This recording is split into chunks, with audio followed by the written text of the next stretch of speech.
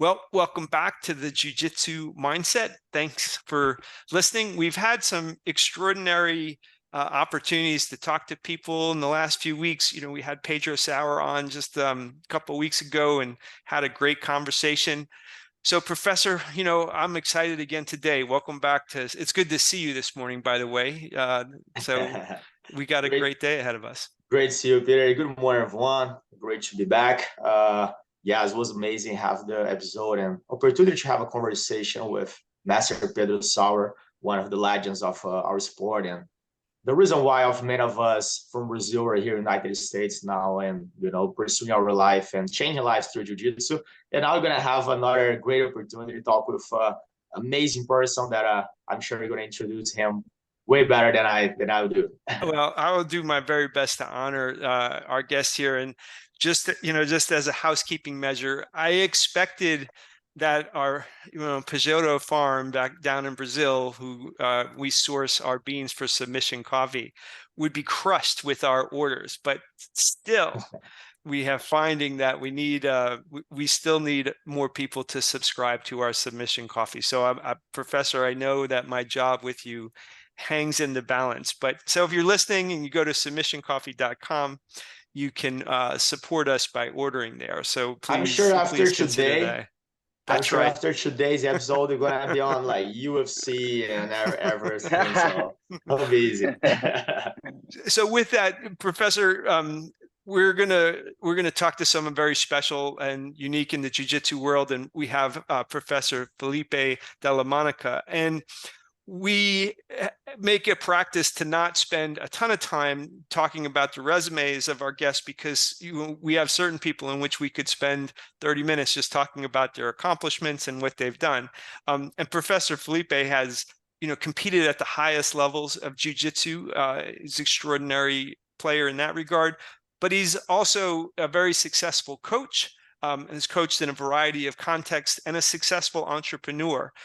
So as we were prior to starting it, Professor Lucas had a funny line about like some people seem to squeeze 36 hours into a 24-hour day, and Professor Philipe seems one of it. So Professor Philipe, we're so grateful that you spent time with us. Thanks for being here today.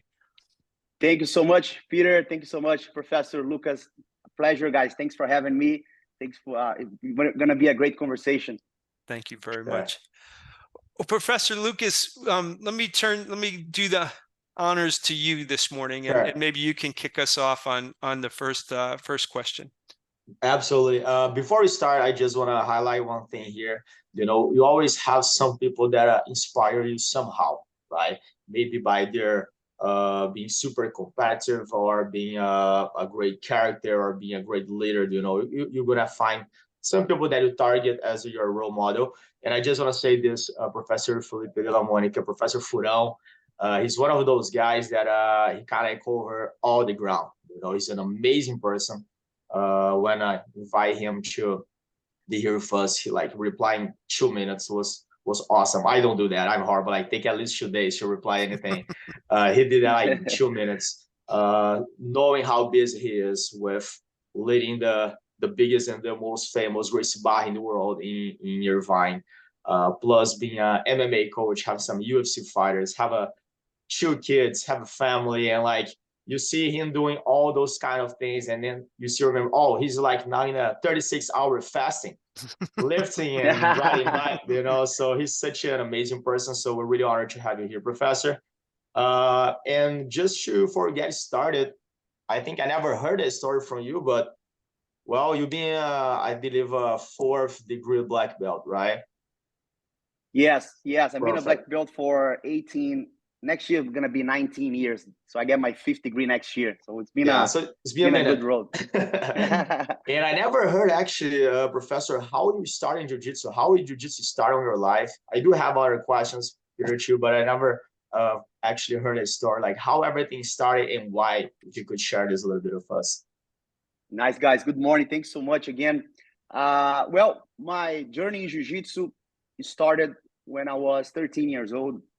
And in Brazil, and I was just looking to do a different sport in Brazil. Everybody kind of grew up playing soccer, play on the streets. It's very easy sport because you can have a ball and you put some cones around and everybody plays. And then nearby my house, they have a Gracie Barra school, and very close to my house, a couple blocks. And I decided to try a martial arts, you know. And then I went there, and then just to see something new. And there was a kickboxing class going on, and then I sat there and I looked. I was like, oh man, this is really cool, kickboxing. I'm gonna do that. But there was one mat area, and then everybody training, but nobody invited me to come to the mats or anything like this.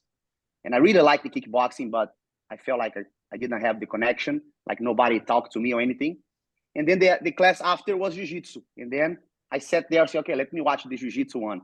And right away, when the instructors, the students came in, they invite me on the mats and like, hey, you watching? Okay, come here, watch the class. And it was very nice. So they brought me on the mats. And then and I fell in love. I started training Jiu Jitsu. And I was glad the kickboxing guys didn't invite me. Otherwise, I'd be doing kickboxing today. So, and that's how I started. And right away, you know, I felt like, I don't know, it's a very, very strong connection. And I never stopped since that. That was in 1999. And Jiu-Jitsu has been a priority in my life since day one. You know, everything around my life was made. I was making adjustments to looking up for my Jiu-Jitsu training, and it's still like this up to now. And I'm very grateful for to have had that opportunity, you know, to meet and experience that great martial art, which is Jiu-Jitsu. And that's pretty much how I started, you know. That's awesome.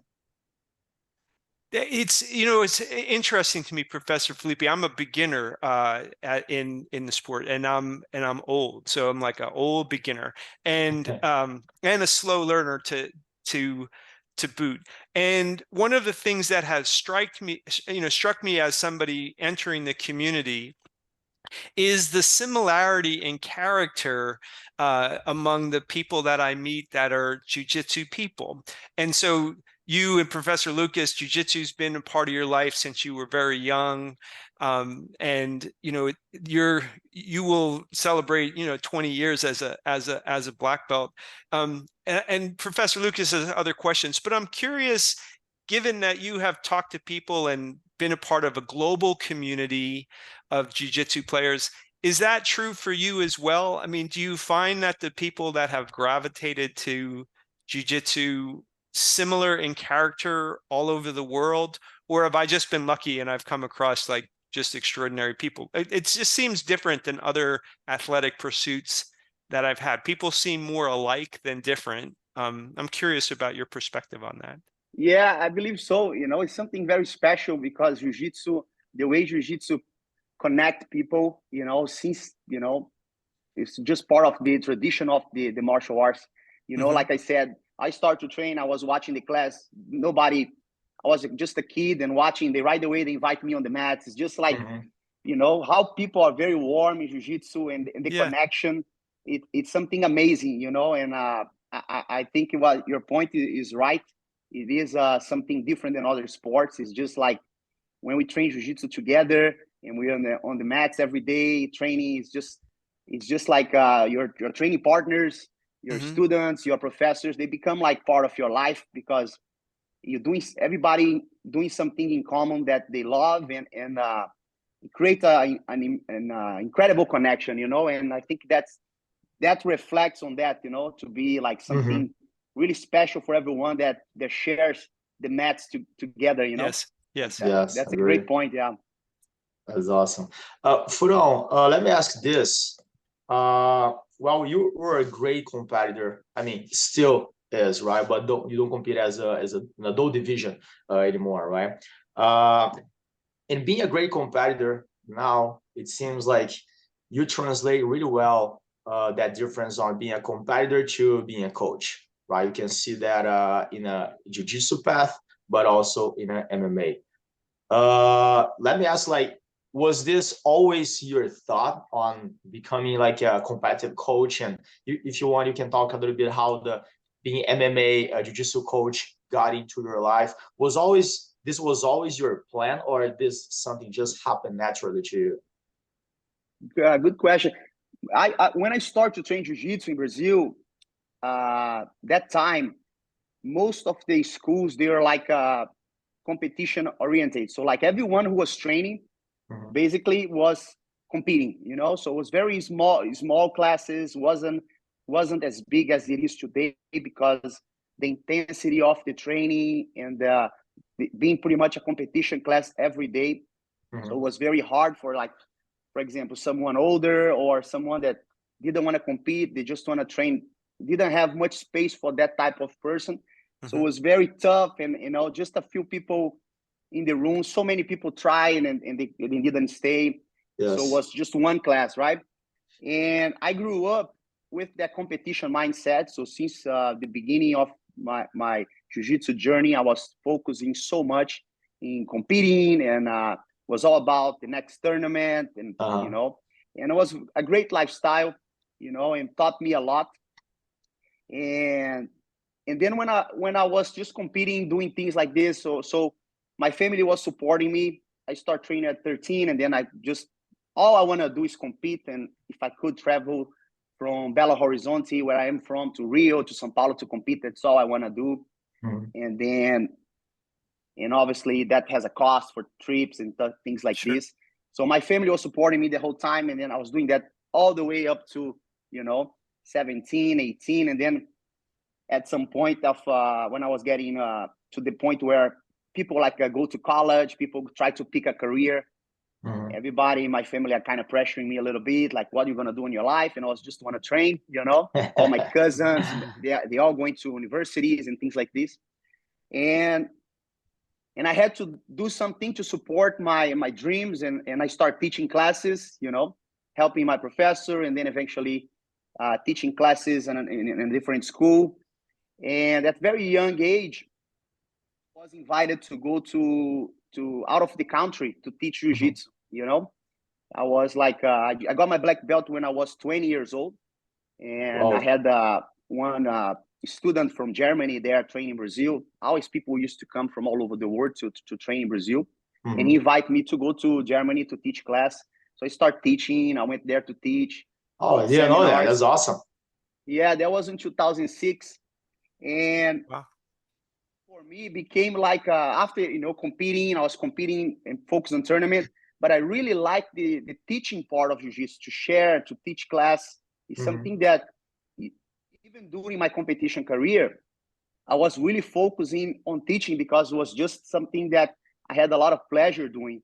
And I have two things at the same time. So I start focusing on both, you know, teaching and competing, which a lot of people do. And, you know, I think that helped me a lot on learning, getting like improving the jiu-jitsu skills. Every time you teach, you get better with the techniques.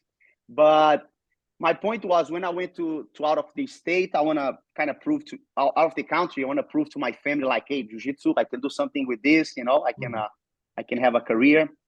And then I start doing this, and today is my main priority is to teach. You know, I really like teaching, and I really like training. I kind of combine both things. Today I teach classes 6 times a week. I train 6 times a week since the beginning of my career. So like you said, like I used to compete a lot at the highest level. Right now I'm 38 years old, so I'm not too young anymore.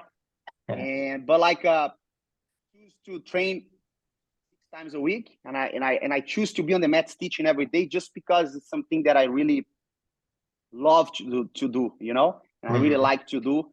And I take the experience from the competition. I take all the years that I used to compete now to pass that through to my students. And it's just like was a great combination. It wasn't a journey that I planned, like, I'm going to do this, and then I'm going to go to that. All those phases, they came in very natural. It was not planned, you know. I'm grateful. I'm glad everything went in the way that I went on that path, which so many years, like over 10 years competing as a black belt, adult division, and at the same time teaching, and now focus on my students. It's just like was a very good line, straight line, you know, on my career, you know. Say that notion of wanting to teach while being a great, a competitor at the highest levels is when we talk about that commonality and character, that to me is a generous, a person who's willing to teach, who's had all these championships, is a generous part of that person's character.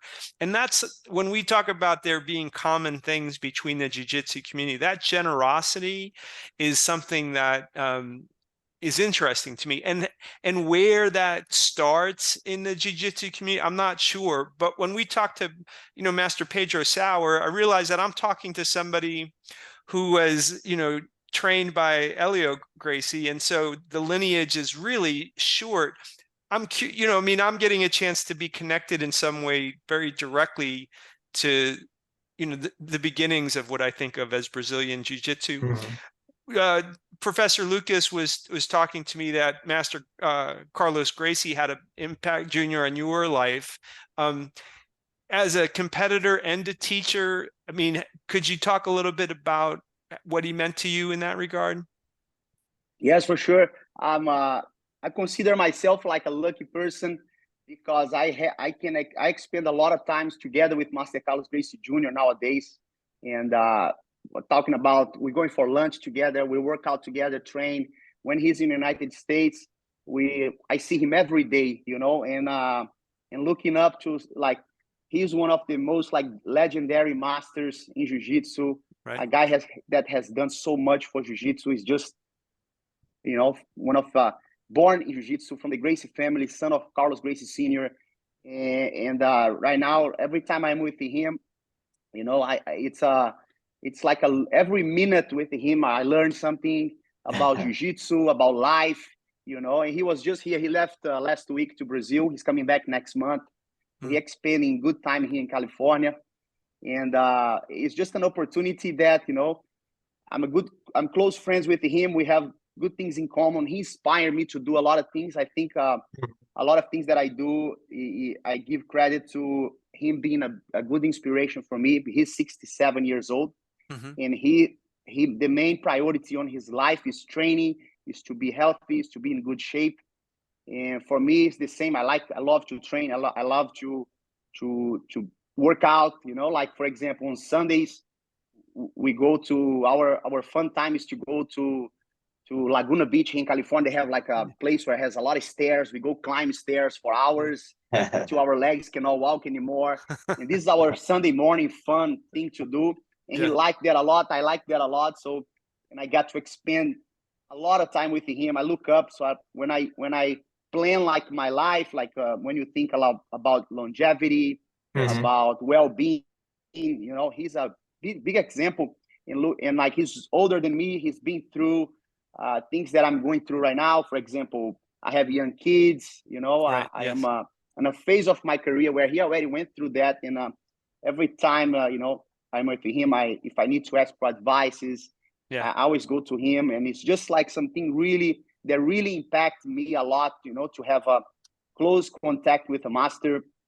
And every opportunity I have, I stay with him. It's funny because when he's here in California, I spend a lot of time with him. I like tell my wife sometimes, I'm gonna go lunch with Master Carlos. I'm gonna go work out with Master Carlos. Sunday morning, no, right?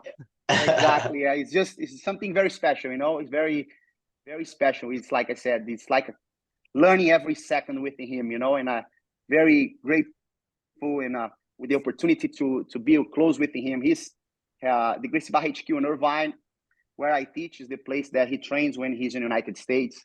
And he trains like 4 times a week, work out every day. It's just like amazing to see, amazing to see his dedication and how much he loves Jiu-Jitsu, even like practicing Jiu-Jitsu for over 60 years. Yeah. And he's still like teaching technique, he's still like staying after the class, teaching people, learning, asking questions. Sometimes he asks me questions about technique. I'm like, I feel weird, like, okay, right, yeah. But it's amazing to see, like, he never stopped learning. He always wants to get better. He always wants to improve. Even that, he doesn't take like, I'm the master, I know everything. He asks lower belt questions. He's always observing, and it's really inspiring. That's it. awesome. I would say in terms of themes, when we talk about people, like, generosity, like your willingness to extend yourself as a teacher and not be self-important because like you've been a champion, but you're generous in your time and what you're describing to me, Master Carlos Gracie Jr. the same way. And then the second thing that I hear that is common to a lot of my experiences is humility. Like here is a person that has every reason not to be humble, right? I mean, he's as important a person as there is in our community, but he sounds to me like you, he has a humble disposition. He's interested in helping. He still feels as though there are things to learn. And I find that extraordinary and inspiring. Like his impact on you as a competitor, obviously, being able to teach techniques that he has however many more years learning and under all the great instructors that taught him but as a teacher, how might he have impacted you as a teacher? Because that's a different way of relating to people. Like, could you describe that? Yeah, teaching, I think I can speak for jiu-jitsu because what I do in my life is teach jiu-jitsu, but Right. I'm assuming like teaching other things too. It's something very rewarding when you do jiu-jitsu, when you teach someone jiu-jitsu and you see them improving and you see them getting better. You see like whatever they go are, and you see you helping that person somehow, even like some guys to be the next world champion or Right. to lose weight or to stay happy, to do Right. exercise. It's something like very special. That's what kind of you're in that place where you can motivate people and you can teach them. You see thousands of people, you Yeah. see kids and adults getting better. It's something that is very hard to describe. That feeling, something really, really good. That's what I think is what keeps me like right now at Gracie Barra HQ in Irvine, we have a huge team of instructors. If I want to teach like one class a week, I could. If I want to not teach at all, I could be just coordinating the team. But I'm on the mat 6 days a week teaching because that connection with people, Yes. I think is so special and fulfills me so much that I love to teach. And when I see Master Carlos Gracie Jr., a person who's been teaching his whole life, Right. and on his daily basis, he's teaching people. He's teaching about life. He's teaching about jiu-jitsu. And when we engage in conversations about technique, we expend hours on the mat.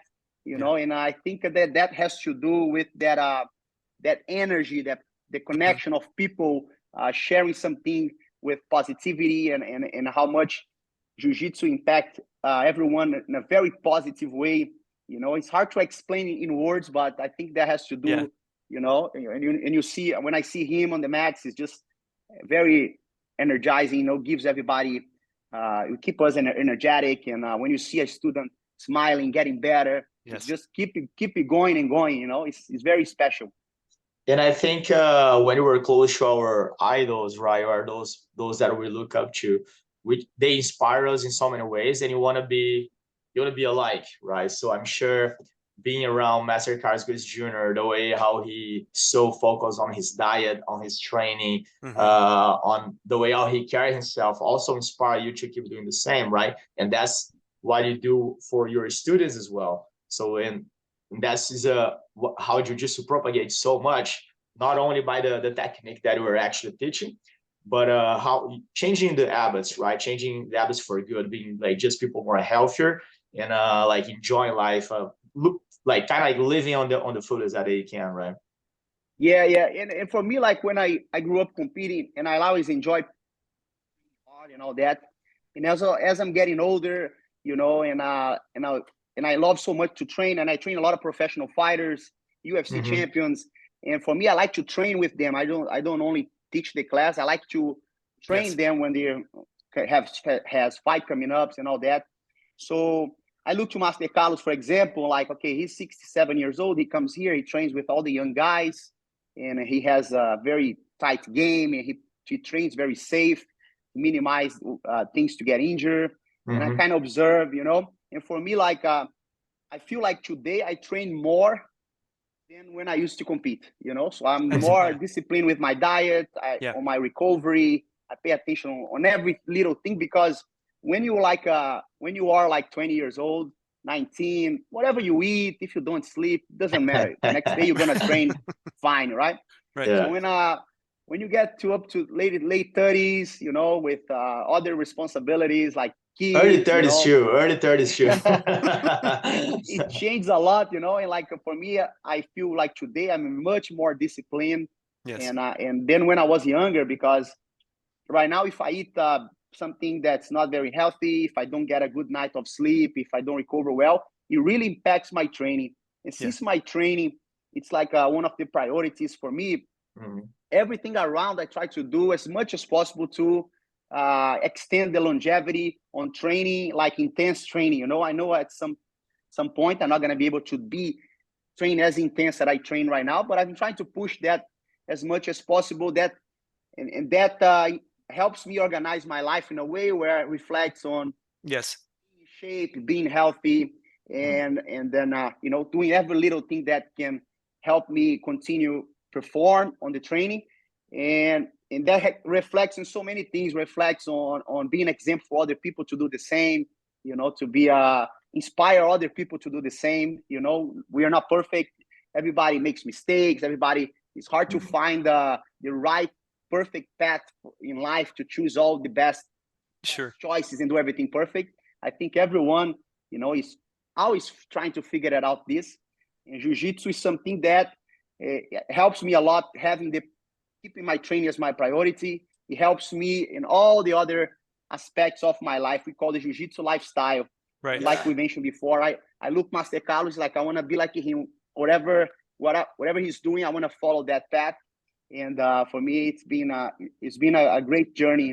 Like one example for example, I pay attention on my pillow, what pillow I'm gonna buy, what mattress, Right. Everything, all my shoes has to be the right shoes to walk. So everything how can I keep everything, my body performing, my mind in the best way possible? Do sauna, stretch, and it's a good lifestyle. If you can, you have to have something to motivate you. For me, my motivation is keeping training hard every day, and that helps a lot everything around.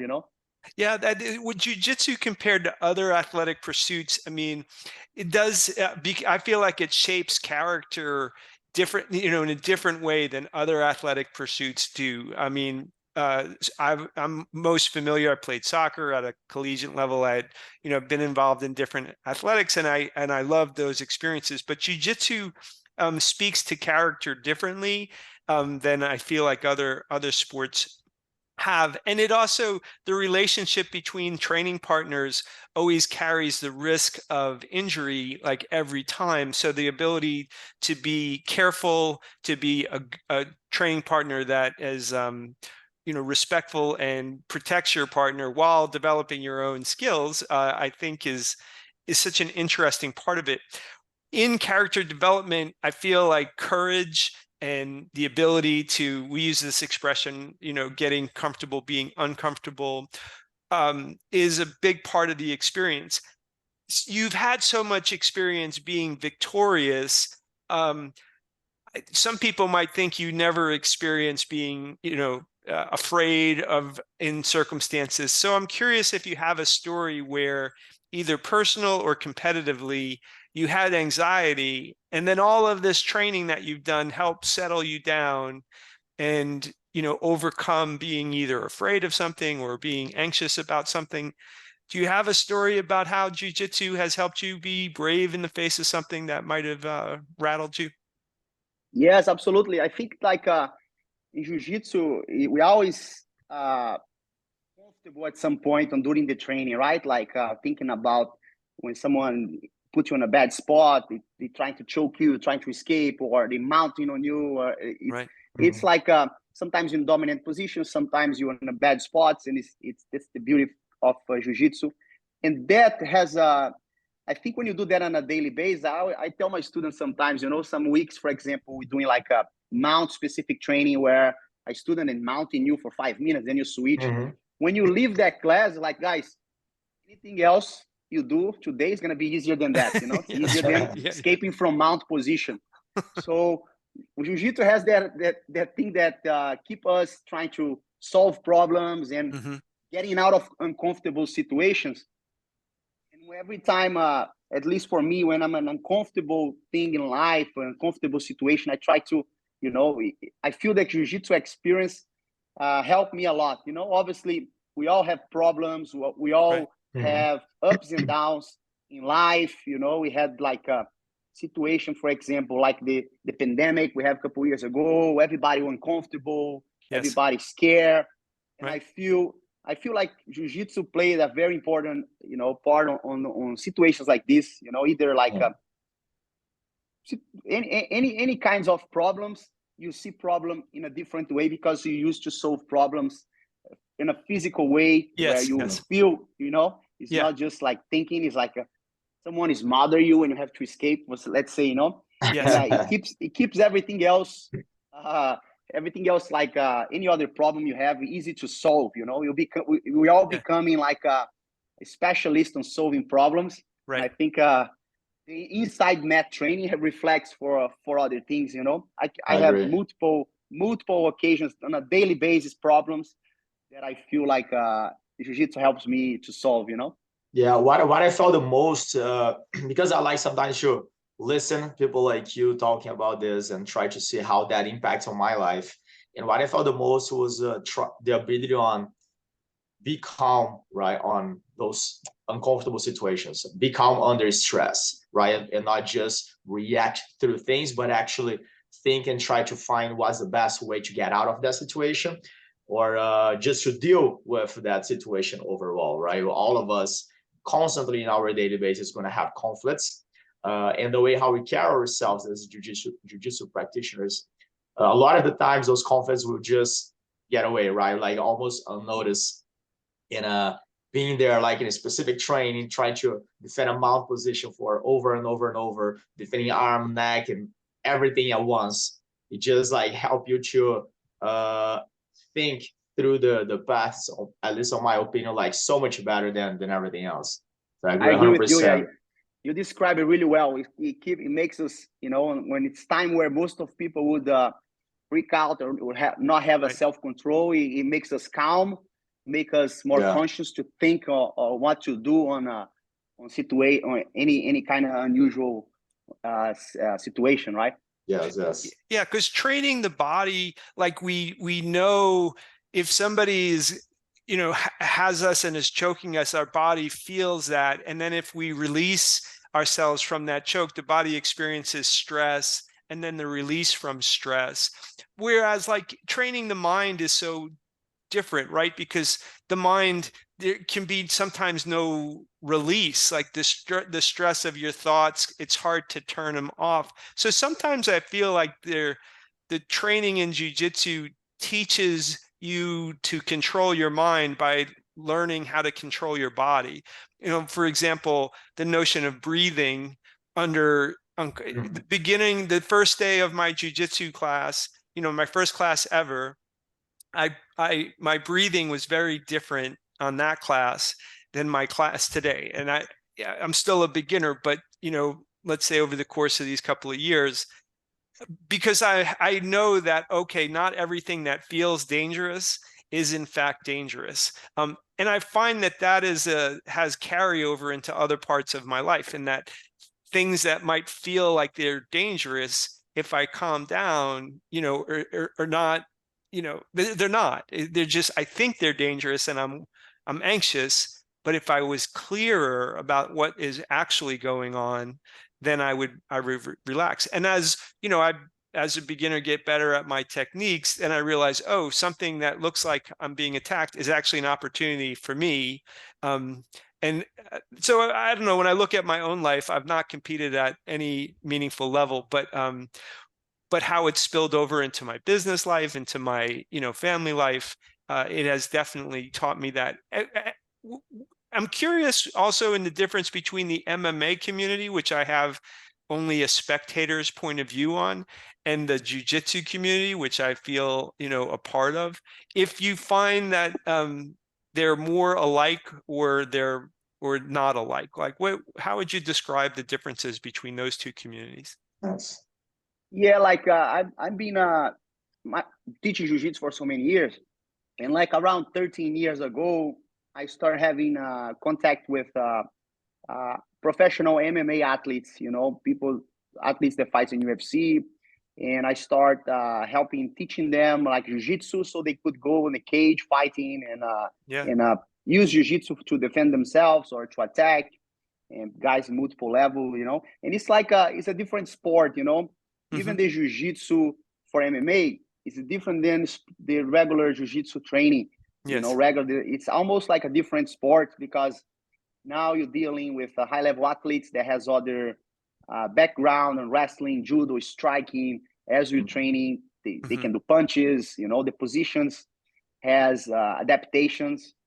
You know, and when you talk about high-level athletes, professional athletes, like their life depend on that, you know. That's how they make living, and they're gonna go on the cage. So it has a big responsibility, you know. If something goes wrong, like they're gonna get elbow in the face, kicks. It's like it's really big deal, you know. And the way I started with that, I had a friend that we grew up training, Rafael dos Anjos. He became a UFC lightweight champion, one of the best MMA fighters in the world. Right now, I think he's the one with the most hours inside the octagon, over 8 hours. Wow. If you combine all his fights together, he's the guy that has the most hours inside the UFC octagon. And 13 years ago, he moved to United States, and he was training striking, everything, and he asked me for my help on the jiu-jitsu training, you know. And I started helping him and doing specific training, teaching jiu-jitsu, you know, leading the training for him. I learned from him a lot too. And I started having contact with MMA athletes, and you know, it's a journey where I learned so much from other coaches, adaptations. And now I've been doing that for over 13 years. Wow! And you know, and I develop a system, and I have the experience with all the adaptations because we do jiu-jitsu against the wall. You know, we do jiu-jitsu on the corner, and has so much techniques. And it's something that I like a lot to do because, you know, I got to be a little bit with those guys that they are warriors. They're gonna go in the cage to fight, and you know, it's something very special. They're professional. You know, that's what they do for a living. And I had the chance to train so many guys, so many champions, because one was, you know, was like I started to do like almost like as a hobby. I remember like teaching classes all day long, and then I didn't have time to work with any MMA fighter. And I was like, guys, come train like 8 p.m. because that's when I finish teaching jiu-jitsu. Then we can train MMA jiu-jitsu, and it's still like that nowadays. Like they come after I finish teaching my jiu-jitsu class, regular class. That's why they come in. We do the training for them like late at night, 8 p.m. things like this, you know. And they start inviting me to be on the corner and to coach them. And I had the opportunity to be multiple times in UFC and all the events, you know, all over the world, like Bellator, UFC championship fights with Rafael dos Anjos, TJ Dillashaw. I mean, many guys, Shogun Rua, you know, so many guys. Now, next week, for example, I'm going to Japan to coach a student on the fighting for a belt, for a title, like on the Saitama Arena in Japan. Is a legendary place where they used to have the Pride. So it's something that I haven't been in Japan yet, so I'm traveling on Monday. I'm excited. Oh, that's awesome. That's amazing. And I enjoy so much be around them, and I learn from them a lot, you know. But to answer your question, it's very different jiu-jitsu. You know, it's very it's almost a different martial arts. Like it's very, like when we talk about passing the guard, 3 points, or self-defense, in MMA, there's not much of that because sometimes they don't play guard. They just want to stand up. If you train jiu-jitsu, no-gi with a wrestler, and they're not necessarily going to play guard. If you create too much space, for example, they're going to stand up. So now, on top of trying to pass the guard, you need to focus on holding them down. So you cannot create space. It's kind of a lot of adjustments. And for me, it's fun to learn and to watch the opponents. Like when they have a fight coming up, study the opponent, come up with a game plan, and how we combine the jiu-jitsu with the striking, with the takedown, and it's just like a very fun, and I know has a lot of responsibility because, like I said, these guys, their life depend on that. Yeah. But I give 100% of my experience to study, to do everything that I can to get better, so I can help them out as well on their career. You know, it's something that's really, really nice as well. It's different part of jiu-jitsu, you know, different section of jiu-jitsu. I think always jiu-jitsu, right? Self-defense, sport, but the MMA part of jiu-jitsu, it's also part of this, and it's something that I specialize in the last few years, and it really highlighted my career too, because I was traveling with famous guys, UFC guys, and go to the events, and have for example, now experience like opportunities to travel the world. You know, I went to Abu Dhabi with TJ Dillashaw. I went to Japan, so I'm traveling the world. You know, with these guys. Yeah, for the journey, like from Brazil to Germany to, I mean, Abu Dhabi, Japan. Sorry, Peter, how much you think, Felipe, your jiu-jitsu game help you like on being an MMA coach, because you have a really specific way to play guard, especially like half guard, right? It's like really famous. Is no one can ever defend that sweep that you do from half guard. So do you think this your game help you on that transition? And after you being around MMA and, you know, keep dealing with punches and things like that, did that help you on your sport jiu-jitsu, in a way, like to defend yourself or protect yourself a little bit more in some positions, or no?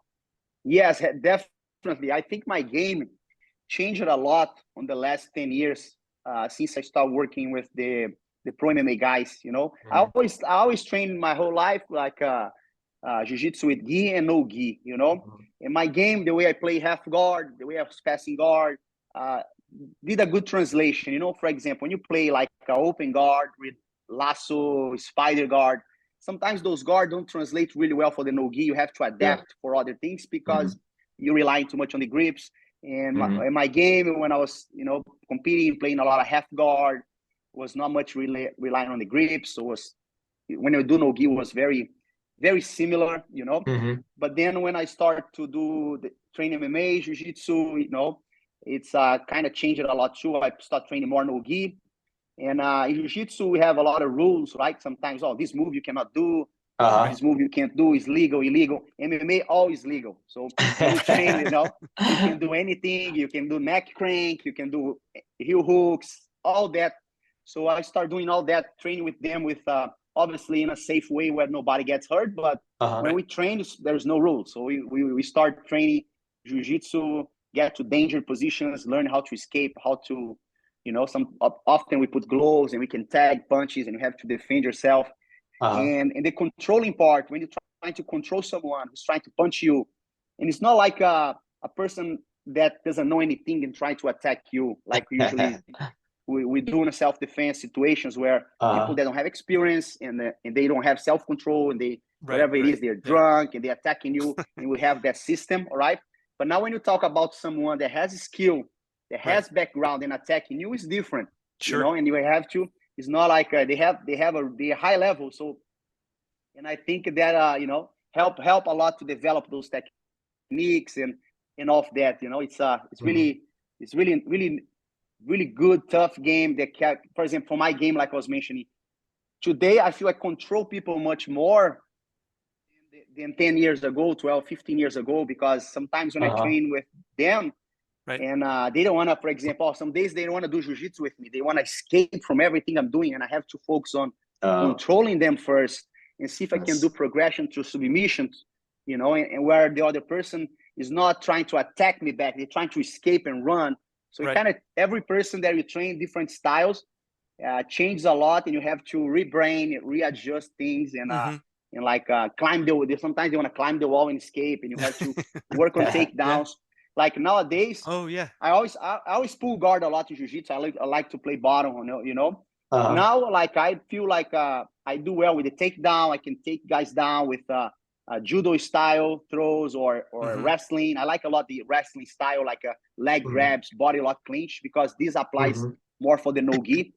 And Right. and I feel like I have a very complete game now because that, you know, I was coming from being a guard player and pulling guard, and now take people down and be able to control them on top.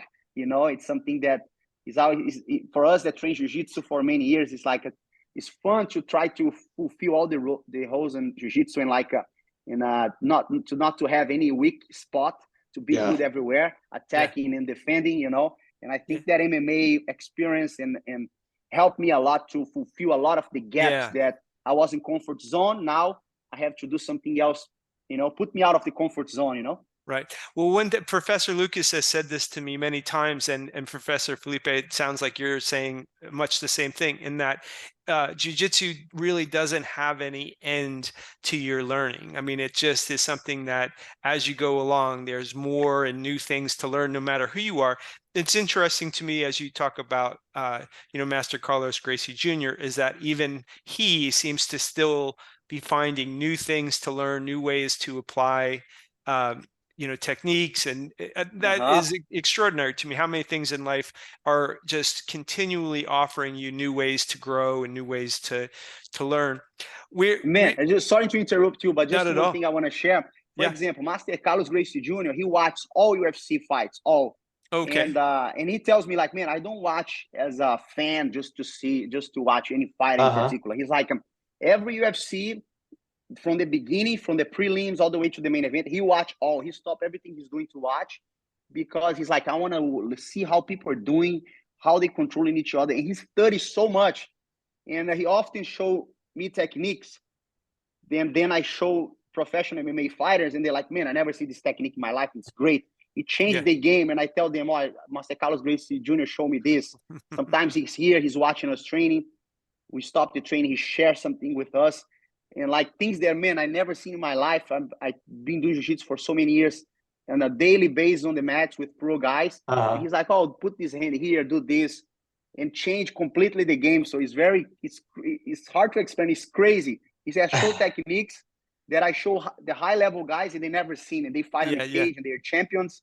You know, like that's how he's really studying and improving and learning, because the game is always evolving, you know, so you have to keep up with the what a privilege, man. That's awesome. Yeah, the notion of details are so extraordinary, right? Like, so just a small change can have such a large impact.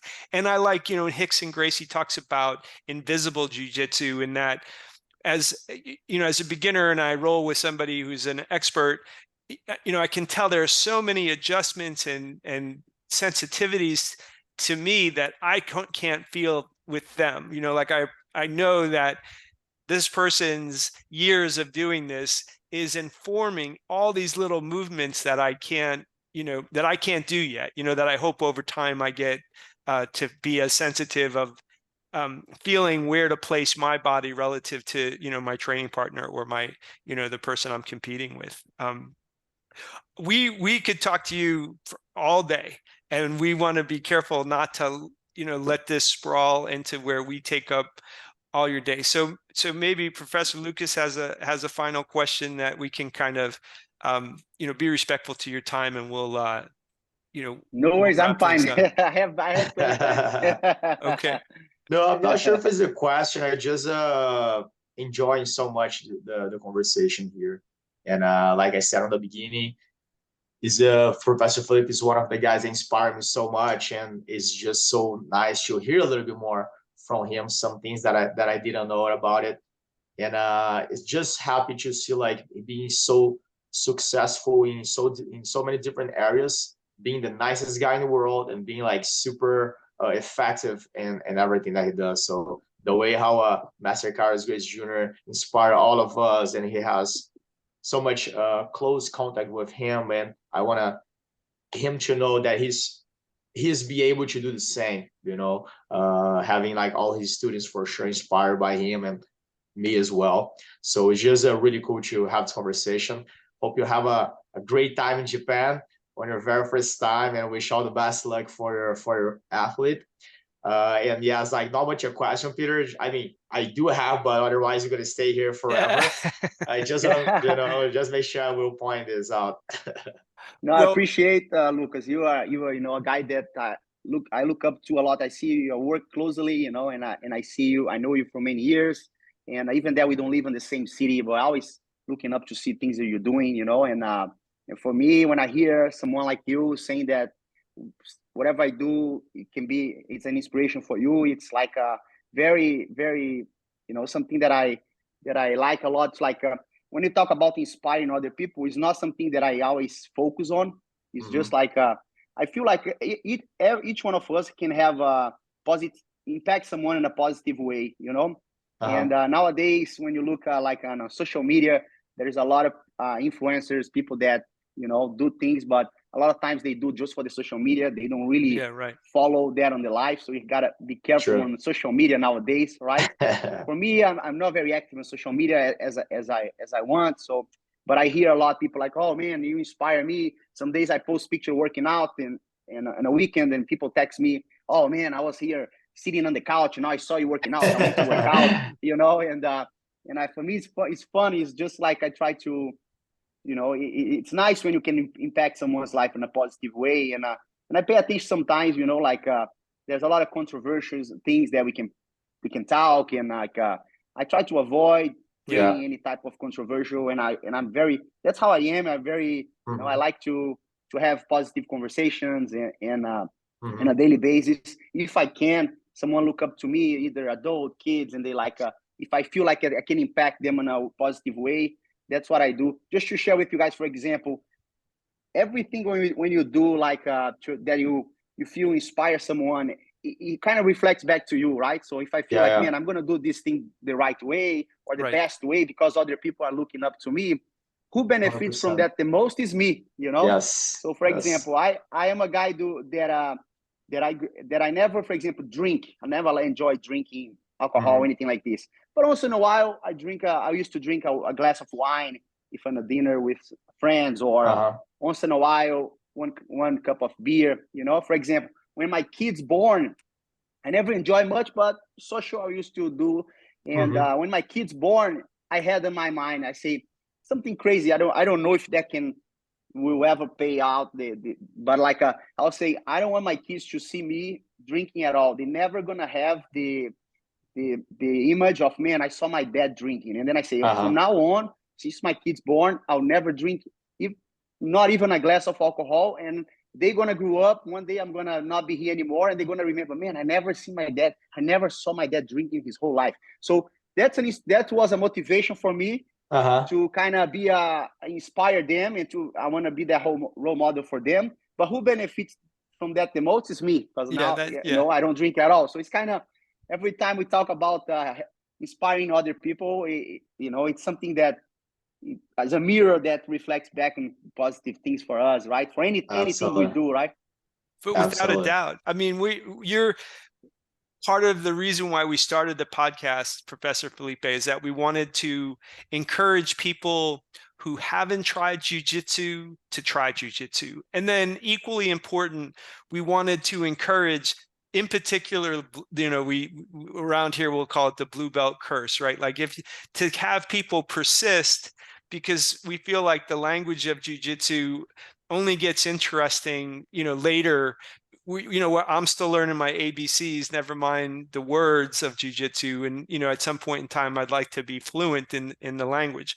And so if you're listening to Professor Philipe, I think, you know, you're listening to somebody who's been an extraordinary success as a competitor, an extraordinary success as a teacher, and an extraordinary success as a role model. And although those things all, you know, are inspirational to other people, I think what he's also saying, you know, very directly is it's been a great way for him to live. So what I'm suggesting to you, if you're listening and you haven't tried jiu-jitsu, is that we're hoping that these stories encourage you to go and take a chance on, you know, whatever has you concerned about whether or not jiu-jitsu may be for you or not, to go try it, because you're listening to somebody who's spent a lifetime refining his skills, but also refining who he is as a person. And we feel like jiu-jitsu is a special crucible for developing people into just just amazing human beings. So Professor Philipe, you know, this was an act of generosity for you to spend some time with us. We're very grateful that you were willing to, you know, let us ask questions and learn from you and share these stories with the people who listen to this podcast.